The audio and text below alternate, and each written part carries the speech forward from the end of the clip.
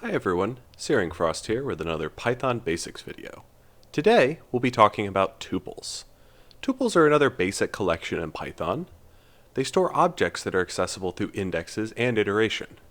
They are very similar to lists, except that tuples are immutable. That means that once the values of a tuple are set, they cannot be changed.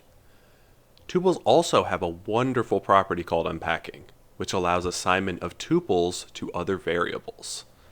This is their superpower. There are two ways to create tuples in Python. The first and easiest is simply using parentheses and commas. All you do is open parentheses, add your values separated by commas, and close parenthesis. We also have another built-in function called the tuple function. And you can pass any iterable to it to create a tuple. In this case, we're creating a list and passing it to the tuple function. Just as easy as that. Elements of a tuple can be accessed by their index or by iteration. It's the exact same as any sequence like lists.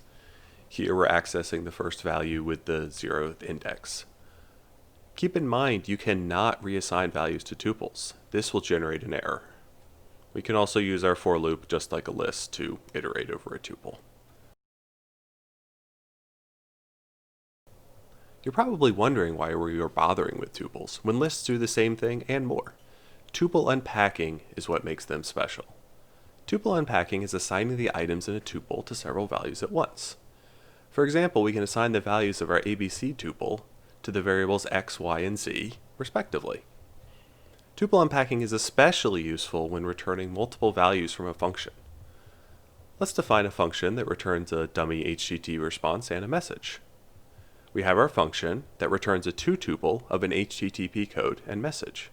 We can then access the code and message with separate variables very nicely.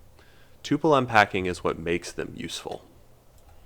The last thing I'll talk about with tuples is named tuples. So what if you wanted all the benefits of a tuple, but with field names like dictionaries? That's where named tuples come in. They're part of the collections library, so we just need to import that first. We can then define an HTTP response named tuple, and it's a fairly simple process. We can then rewrite our dummy HTTP function with the HTTP response named tuple.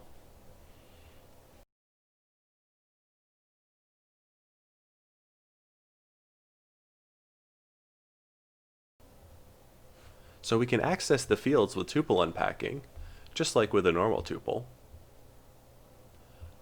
But we can also access the fields using dot syntax. We simply say response.code or response.message to get the values.